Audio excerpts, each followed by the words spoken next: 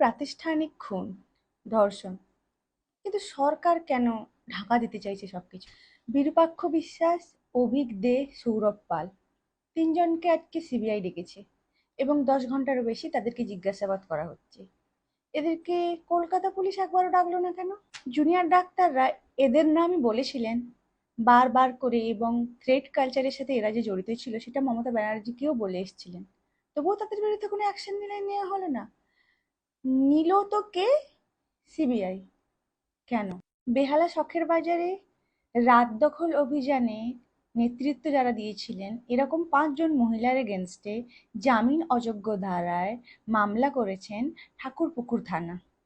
দমদম পার্কে রাস্তায় justice for RG Kar লেখায় দমদম পার্কের তৃণমূল কাউন্সিলরের সাথে আন্দোলনকারীদের রীতিমতো হাতাহাতি হয়।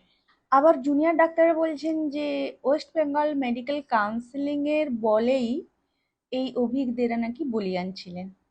ওয়েস্ট বেঙ্গল মেডিকেল কাউন্সিল এদেরকে এত সাহস বা শক্তি কোথা থেকে দিয়েছিল? কেন দিয়েছিল?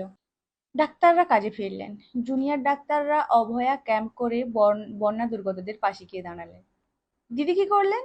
দিদি আলকাতরা দিয়ে আর রং দিয়ে দেওয়াল লিখন, রোড লিখন সমস্ত কিছু মুছে দেওয়ার চেষ্টা করলেন, মানে প্রমাণ লোপাট, যেটা উনি সবসময় করে থাকেন। এবার আসি মোদি কথায়। শখের বাজারের রাত দখল অভিযান পুলিশের পারমিশনেই হয়েছিল। তারপরে ঠাকুরপুকুর থানা স্বতঃপ্রণোদিত হয়ে মামলা করেছেন।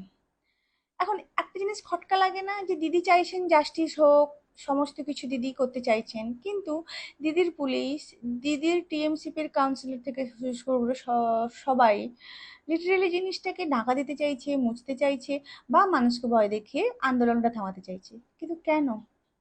সুপ্রিম কোর্টের কাছে মমতা ব্যানার্জির সরকার আর্জি করেছেন যে শুনানির ডেট যেন পিছিয়ে দেওয়া হয়। এটা থেকে কি মনে হয় হঠাৎ করে শুনানির ডেট পিছিয়ে দিতে চাইছে মমতা নিজে, যেখানে মমতা নিজেই বলছে, ডাক্তারদের বলছেন বা আন্দোলনকারীদের বলছেন যে তোমরা যাও সিবিআই কে গিয়ে বলো সিবিআই কেন এত দেরি করছে, অথচ আবার বলছে যে কোর্টের ডেট পিছিয়ে দিতে। এই দ্বিচারিতা কেন?